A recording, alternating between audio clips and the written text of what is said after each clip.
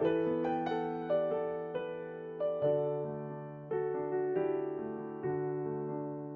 Jésus seul est mon espoir, lui ma lumière, ma force, mon chant, pierre angulaire, solide rempart, même quand l'orage devient violent.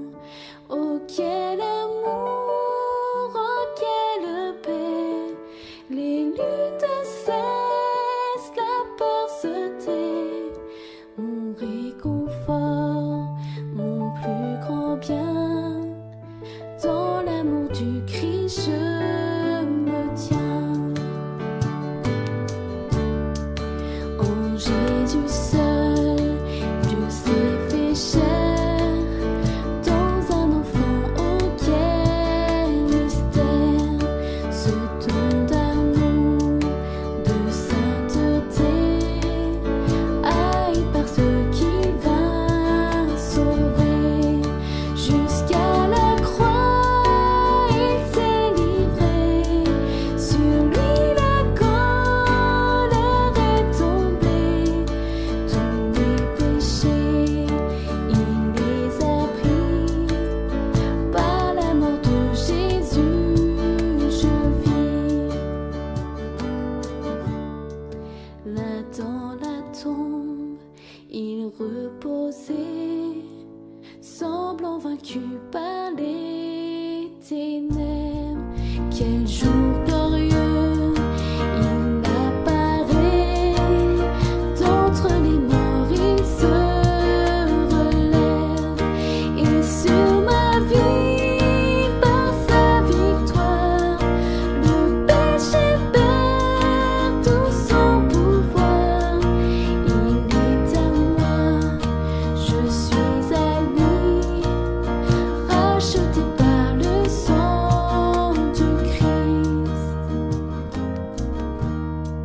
Je vis en paix, je meurs sans crainte, gardé par la puissance du Christ, du premier cri au dernier souffle. Jésus est maître de ma vie.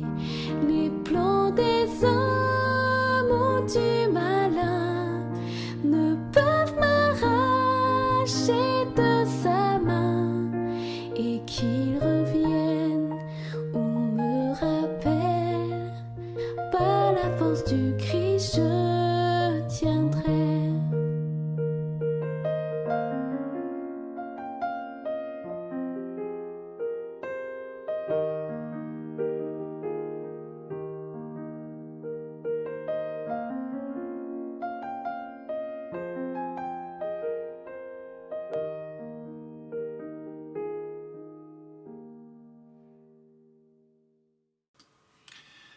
Bonjour pour cette nouvelle étude biblique que nous retrouvons tous les mardis et puis en replay bien sûr sur nos différentes chaînes YouTube ou bien Facebook.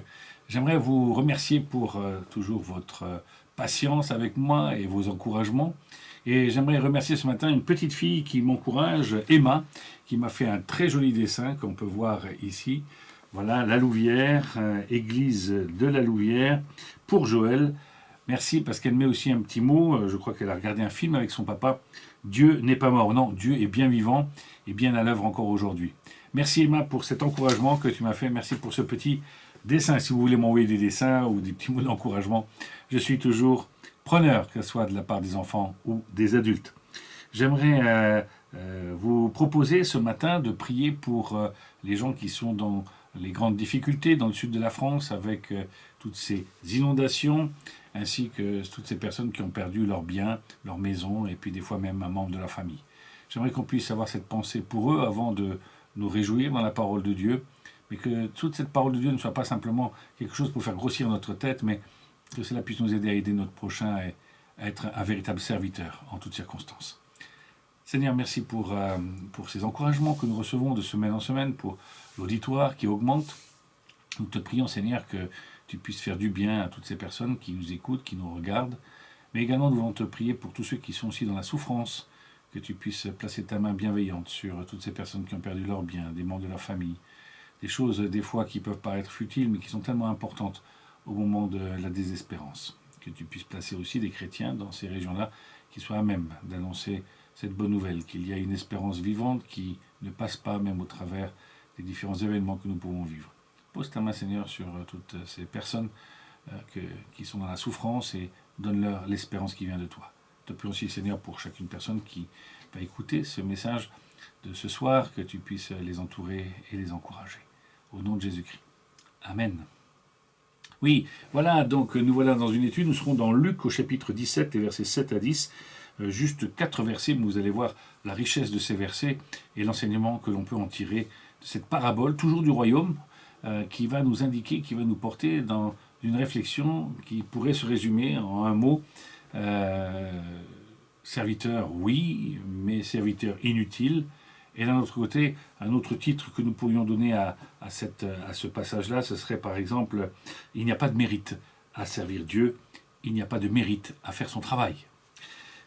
C'est vrai qu'on aurait tendance souvent à se poser des questions du genre voilà, j'ai fait quelque chose, pourquoi on ne m'a pas dit merci ? Ou bien je n'ai pas été récompensé à la hauteur de ce que je voudrais. Mais finalement, faire son travail, c'est quelque chose qu'on devrait faire tous très naturellement.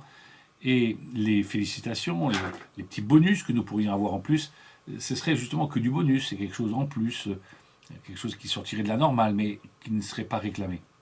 J'ai l'habitude, quand je passe dans nos rues ou dans nos villes, villages, j'encourage souvent les gens qui font le nettoyage de la voirie. J'en vois un et je vois que c'est souvent un travail très très ingrat. J'étais il y a peu de temps en Espagne, j'ai vu une jeune femme qui ramassait des choses qui tombaient, enfin qui étaient au sol, et au fur et à mesure que ça tombait, d'autres se rajoutaient, car c'était tout un pot de fleurs qui était en train de se défaire à l'étage, mais elle avait le devoir, un dimanche après-midi, de nettoyer les rues de Barcelone. J'aimerais qu'on puisse être comme cette dame, quand je lui ai dit merci, elle me dit mais je fais mon travail. J'aimerais qu'on puisse être de ces serviteurs inutiles, juste capables de faire leur travail parce que leur objectif est contenu dans ce travail, dans cet objectif, et aussi parce qu'on sait pour qui on le fait. Voilà, j'aimerais qu'on puisse lire ensemble donc ce texte de Luc au chapitre 17. Nous lirons les 4 versets, chapitre 17, versets 7 à 10. Supposons, c'est Jésus qui parle, que l'un de vous est un esclave occupé à labourer ou à garder le troupeau. Lorsque vous le voyez rentrer dans des champs, est-ce que vous allez lui dire « Viens vite, assieds-toi à table » Ne lui dites-vous pas plutôt « Prépare-moi mon dîner, mets-toi en tenue pour me servir, jusqu'à ce que j'ai fini de manger et de boire, ensuite tu mangeras et tu boiras à ton tour. » Le maître doit-il une connaissance particulière, une reconnaissance particulière à cet esclave parce qu'il a fait ce qui lui était commandé ? Je ne le pense pas. Qu'il en soit de même pour vous, quand vous aurez fait tout ce qui vous est commandé, dites « Nous ne sommes que des serviteurs, nous n'avons aucun mérite particulier, nous n'avons fait que notre devoir. » Ce texte nous interroge sur quelque chose de particulier. Souvent, lorsque nous commençons à travailler, lorsque nous nous engageons dans une tâche, que ce soit à l'église ou ailleurs, nous demandons quels sont nos droits. Et après, nous verrons pour ce qui est des devoirs. Un ami qui s'occupe d'embauche me disait que maintenant, un des critères, ou 2 des critères les plus importants pour quelqu'un qui vient dans une entreprise, ce sont les vacances et le salaire.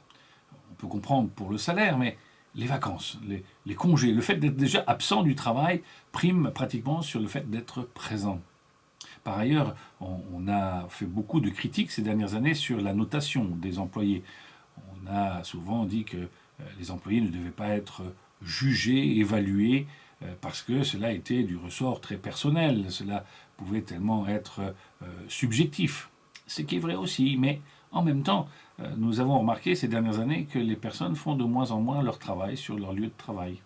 Il a fallu pour cela mettre des indicateurs particuliers pour pouvoir encourager les personnes à faire leur travail, et non pas en faire le minimum. Le texte nous indique que l'employé, ici le serviteur a une tâche et il n'y a aucune raison de le féliciter particulièrement s'il fait bien son travail. Et oui, ça peut paraître exceptionnel dans notre société, mais cela devrait être quelque chose de logique. Ainsi, ça met tout le monde sur le même pied d'égalité. Celui qui a une petite capacité, eh bien, il fera la petite chose avec petite capacité. Mais celui qui a de grandes capacités, il lui sera demandé d'en faire un petit peu plus, et cela est bien normal. Dans ce texte, on insiste sur le fait que les droits viennent après les devoirs. Notre société et même la foi, nos églises, font souvent la part belle aux droits, c'est-à-dire à ce que je peux gagner après avoir fait mes devoirs. Et ceci est déjà inscrit dans la commande. Le terme qui est utilisé ici pour le mot esclave est un terme un peu particulier. Ce terme indique que la personne qui est au service du maître qui a un champ ou qui a des bêtes ici à garder, cette personne est au service sans s'appartenir à lui-même. Ainsi, la personne employée ici, le mot esclave, doulos, indique une personne qui ne touche pas de salaire, sinon qu'elle reçoit à manger, qu'elle reçoit un toit, qu'elle reçoit juste ce qu'il faut en mesure de son travail, mais ne réclame pas une forme de salaire supplémentaire qui la rendrait indépendante de son maître. Ainsi en est-il pour le chrétien qui ne s'appartient plus à lui-même, mais qui appartient à Dieu. Je suis obligé de faire une petite parenthèse au milieu de ce développement. Souvent, on a l'habitude de dire qu'il y a d'un côté ceux qui sont plutôt adeptes du diable, et puis il y a ceux qui sont adeptes de Dieu, et puis il y a ceux qui n'ont pas fait de choix. L'Écriture nous dit que où on est esclave du diable, ou on est esclave de Dieu, doulos du diable ou doulos de Dieu. Il n'y a pas de neutralité, il n'y a pas de champ où nous ne faisons pas le jeu de l'un ou de l'autre. Ainsi en est-il dans les textes des Écritures et des Évangiles, où on nous dit que soit on sert un maître, soit un autre, mais on ne peut pas être son propre maître. Les années 67, 68, 69, toutes ces années qui ont traversé la libération de l'homme, entre guillemets, avaient comme thème ni Dieu ni maître. C'est un peu se leurrer soi-même. Nous l'avons déjà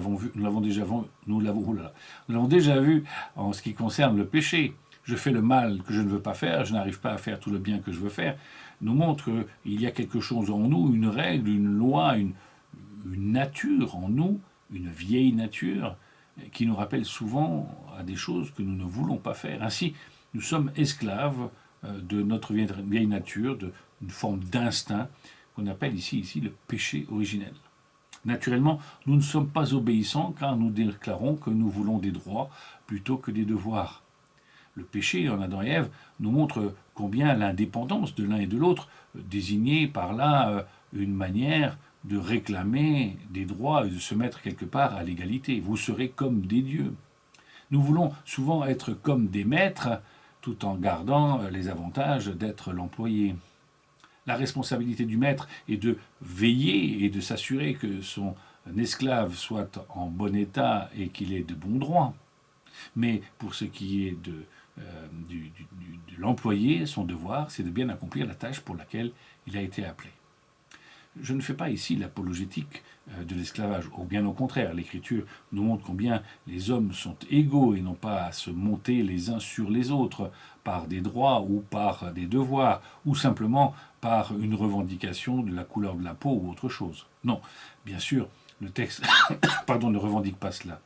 Au contraire, ici, dans cette particularité du royaume des cieux, il déclare qu'il y a un maître absolu qui veut le bien absolu, la justice absolue pour tous ses employés ou tous ses enfants, ici, on pourrait même rajouter cela, mais il demande aussi que toute cette famille, ses enfants, ses employés, fassent sa volonté. Parce que sa volonté est souveraine et elle ne peut être que bonne.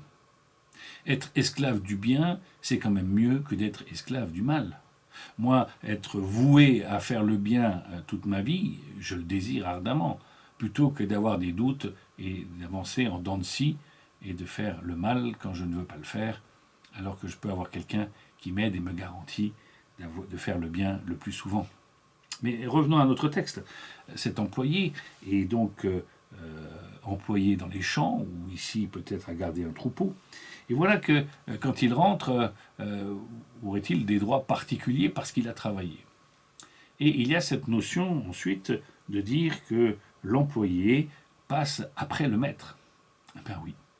Il se trouve que si les hommes sont égaux en droit, nous, en tant qu'hommes, nous n'obéissons pas à un homme, mais à Dieu, qui n'a rien à voir avec nous, sinon qu'il est notre Créateur et qu'il a voulu notre existence. Ainsi, Dieu passe toujours en premier. Une certaine Jeanne d'Arc disait « Messire Dieu, servi en premier ». Mais le service de Dieu n'est pas quelque chose qui fait souffrir, le service du bien. Mais au contraire, c'est quelque chose qui est à rechercher et qui nous demande d'en faire toujours un petit peu plus. Non pas parce que cela serait un bonus pour notre vie, mais parce que cela rajoute quelque chose à notre propre plaisir. Servir Dieu est devenu un plaisir, même s'il y a des fois de l'épreuve et des souffrances. C'est ce que nous voyons dimanche après dimanche avec la première épître de Pierre. Ainsi, de pouvoir rentrer d'un travail et d'entrer dans un autre, cela ne nous dérange pas en tant que chrétiens. C'est là toute la vision du royaume des cieux. Le royaume des cieux, même si nous sommes appelés enfants de Dieu, ne fait pas de nous des égaux de Dieu. Nous continuerons à servir Dieu dans ce royaume. Nous continuerons à avoir des prérogatives pour Dieu, par Dieu et en Dieu, mais directement en sa présence. Ainsi, si nous mangeons à table, si nous prenons un repas à la table du roi, c'est encore quand même pour l'honneur du roi, avec cet objectif qu'il soit à la première place et servi en premier en toute chose. Le maître doit-il une reconnaissance particulière à cet esclave parce qu'il a fait ce qui lui était commandé? Et Jésus de dire « Je ne le pense pas. Qu'il en soit de même pour vous, quand vous aurez fait tout ce qui est commandé, nous ne sommes que des serviteurs et nous n'avons aucun mérite particulier, nous n'avons fait que notre devoir. » Et dans certaines traductions, vous l'avez, nous sommes des serviteurs inutiles. Il est peut-être bon de préciser à ce moment-là ce que cela peut vouloir dire et pourquoi est-ce que je travaillerai si je suis inutile. Le mot inutile ne signifie pas qu'il ne sert à rien, mais il ne rajoute en rien une valeur au maître que je sers. Ainsi, lorsque je bonifie quelque chose dans mon entreprise, oui, je ne suis pas inutile, je participe à la bonne marche, j'essaie de rajouter quelque chose au chiffre d'affaires ou à l'image de marque de mon entreprise, de ma société, de mon établissement.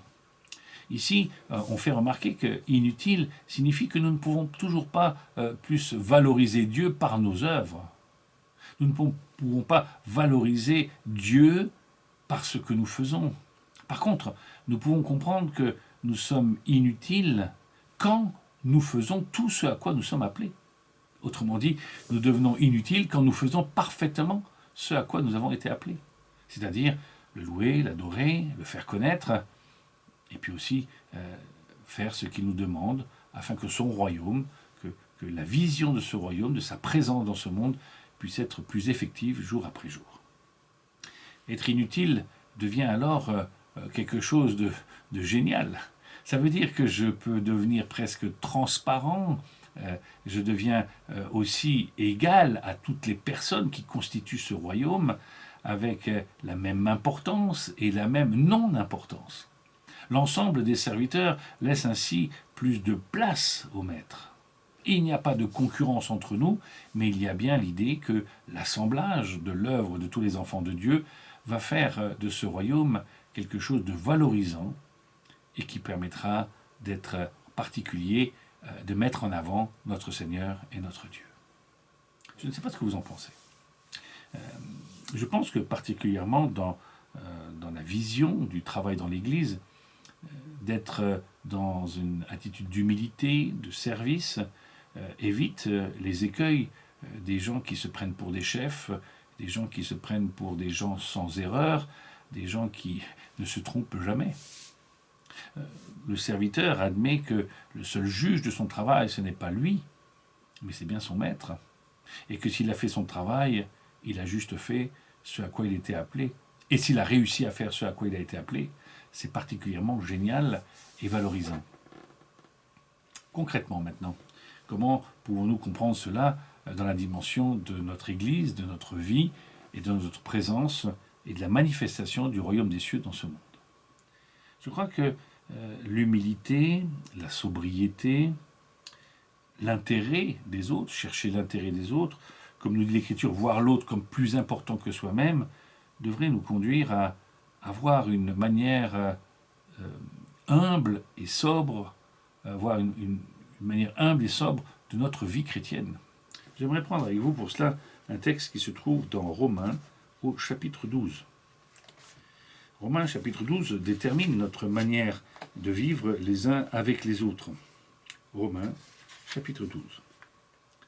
Je vous demande donc, frères, à cause de la bonté que Dieu vous a témoignée, de lui consacrer à Dieu votre être tout entier, que votre corps, vos forces et toutes vos facultés soient mises à sa disposition comme une offrande vivante, sainte et qui plaise à Dieu. C'est là le culte spirituel qui a un sens, un culte logique, conforme à ce que la raison vous demande.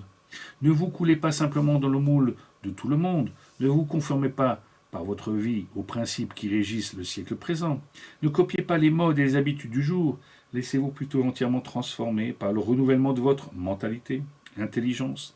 Adoptez une attitude intérieure différente, donnez à vos pensées une nouvelle orientation, afin de pouvoir discerner ce que Dieu veut de vous. Ainsi, vous serez capable de reconnaître ce qui est bon à ses yeux, ce qui lui plaît et qui vous conduit à une réelle maturité. Ce texte nous indique que, effectivement, nous sommes inutiles parce que nous sommes voués à, non pas des initiatives personnelles pour améliorer le royaume des cieux, mais à entrer dans la volonté de Dieu, puisque Dieu a un plan particulier pour ce royaume qui s'accomplit et qui se terminera par le retour du Christ dans le futur. Pour cela, il nous est demandé un abandon de nos propres prétentions et surtout de nous laisser transformer, non pas seulement dans notre manière de faire, mais dans notre manière d'être, notre manière de penser, notre manière d'agir, notre manière de louer Dieu, de servir Dieu. Car l'objectif, c'est ainsi, en étant petit à petit transformé, adapté, tel un vase d'argile qui, dans la main du potier, prend une forme tantôt ainsi, tantôt comme cela, d'être travaillé pour pouvoir petit à petit nous insérer dans le plan de Dieu et dans sa volonté. Il est important de bien saisir cela pour pouvoir être utile, c'est-à-dire faire ce que nous avons à faire, et en même temps inutile, c'est-à-dire ne pas prétendre à quoi que ce soit dans ce royaume. Adopter une attitude intérieure différente, cela n'est pas possible par nous-mêmes. Il nous faut à ce moment-là nous rappeler que le Saint-Esprit en nous est là pour prendre plus de place et surtout modeler notre manière de penser et notre manière de nous adapter au monde dans lequel nous vivons. Ne vous conformez pas au monde dans lequel nous sommes, nous dit le texte. C'est-à-dire, ne pensez pas que vous pouvez servir Dieu de la même manière que vous servez dans une entreprise ou ailleurs. L'Église n'est pas une entreprise, n'est pas une usine, pas plus qu'un club. Cependant, nous avons vu cette dérive ces dernières années de petit à petit rendre séculière, c'est-à-dire proche de la vie de tous les jours, l'Église qui, elle, a un fonctionnement différent. Nous faisons tous partie d'un même corps, mais aucune partie du corps, un Corinthien nous le dit, aucune partie de ce corps ne peut prétendre être plus importante qu'une autre. Et pourtant, nous prétendons de temps en temps à telle tâche plutôt qu'à une autre, car elle semblerait plus valorisante. Heureusement qu'il y a des gens pour faire le ménage dans l'Église, car ça permet à l'Église d'être présentable pour toute personne qui arriverait et ne serait pas une Église qui repousserait les gens qui y arrivent. Heureusement que nous avons des gens qui s'occupent des enfants, heureusement que nous avons quelqu'un qui s'occupe discrètement du barbecue ou de ses affaires pour les agapes d'église. Heureusement que nous avons des gens à l'accueil, heureusement que nous avons quelqu'un à la technique et qui nous envoie les chants sur les écrans. Heureusement que nous avons des gens derrière les caméras, heureusement que nous avons des musiciens, heureusement que nous avons des chants, heureusement que nous avons des gens dans la salle. Le pasteur qui prêche n'est pas tout dans l'Église, il n'est qu'une partie d'un tout. Et il doit lui aussi faire son travail comme il le faut, à la hauteur qui lui est demandée. Cela aussi induit une autre idée. Dans l'Église, il n'y a pas de place pour les retraités. Ou pardon, je voulais dire pour les gens qui se croient retraités de l'engagement chrétien. Jusqu'au bout, nous avons à prendre en considération ce travail et jusqu'au bout, nous avons à prendre en considération notre place de serviteur inutile. Dans serviteur inutile, nous visons et nous sommes choqués par le mot inutile, mais nous devrions être interpellés par le mot serviteur. Car même si nous sommes inutiles, nous ne pouvons pas rajouter de plus-value au royaume des cieux, nous pouvons faire ce qu'il faut pour que les gens découvrent à leur tour leur place dans l'Église.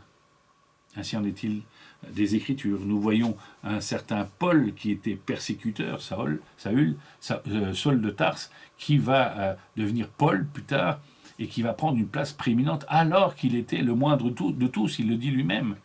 Et quand il parlera de son service, il dira qu'il ne fait que à quoi il a été appelé. Nous sommes toujours dans la même logique.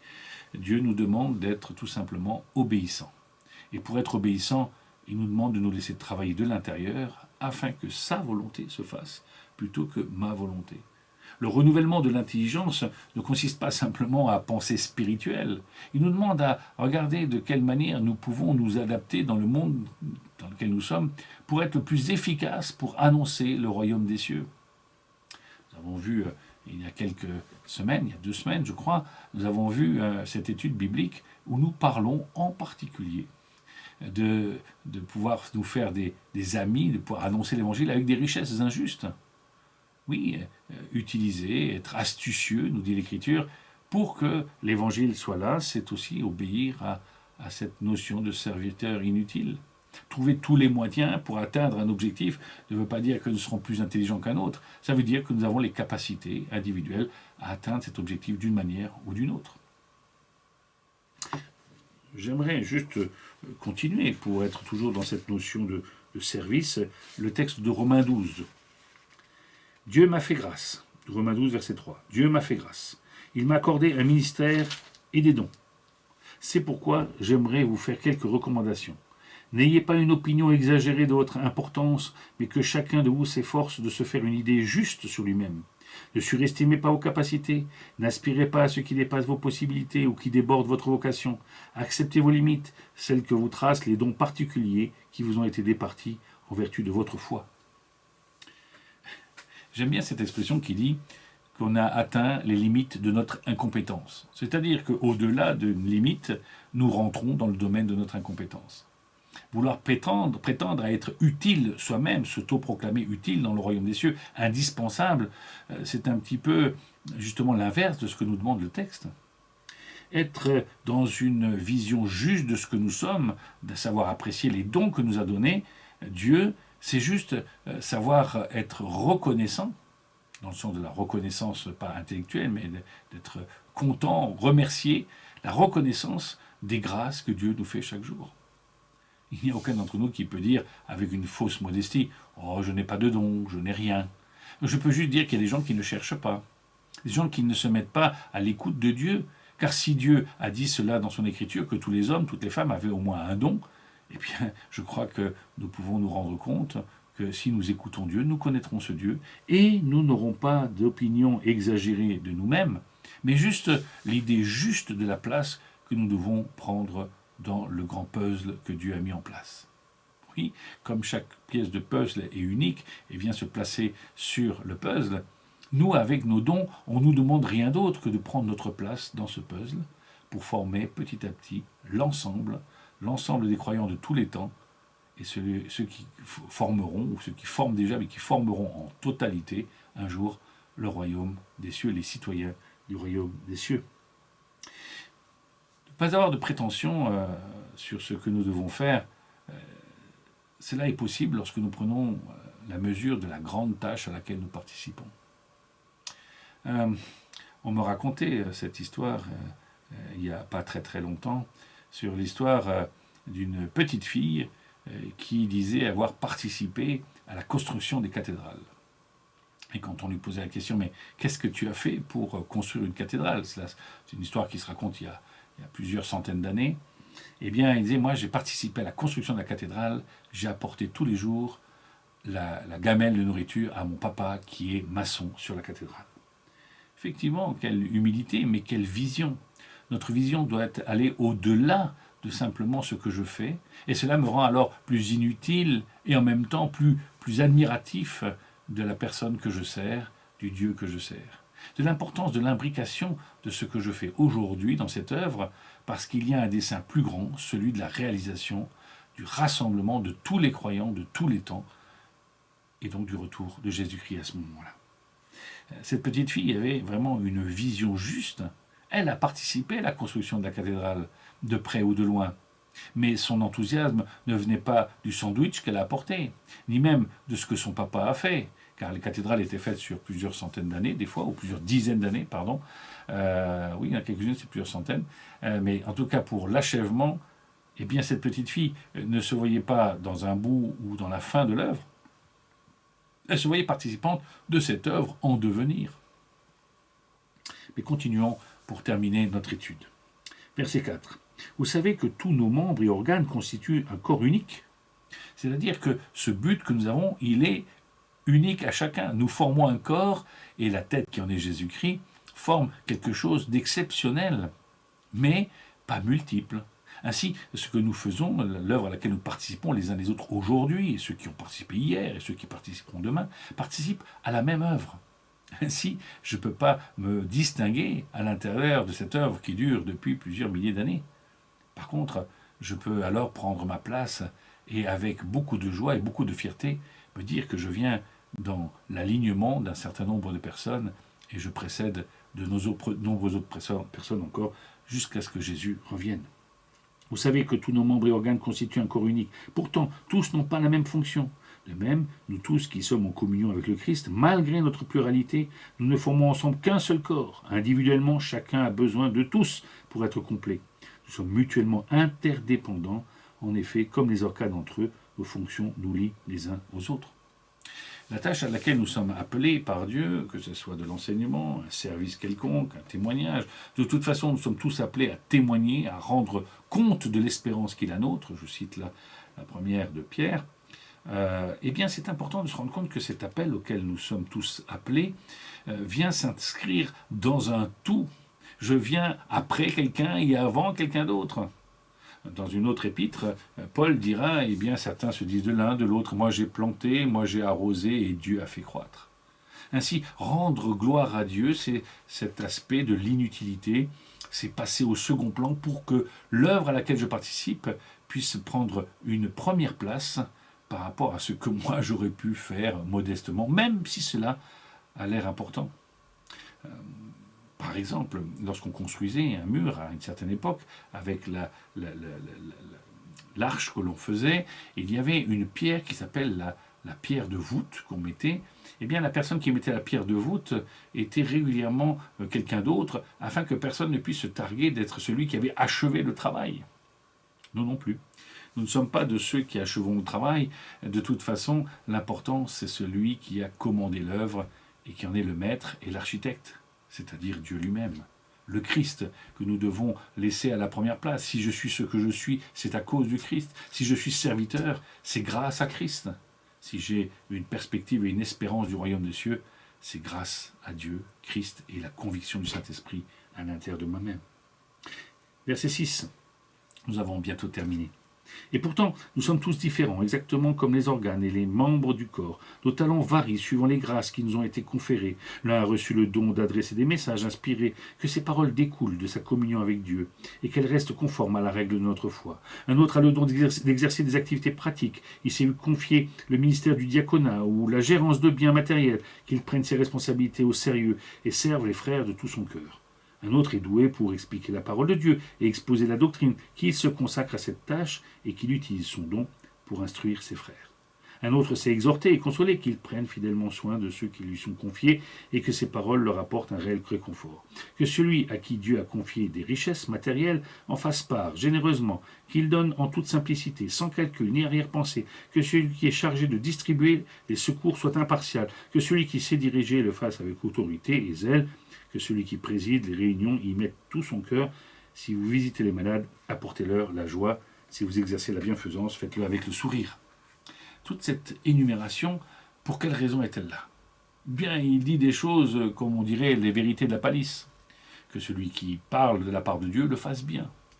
Que celui qui serve le fasse bien et veille à ce que personne ne manque de quoi que ce soit.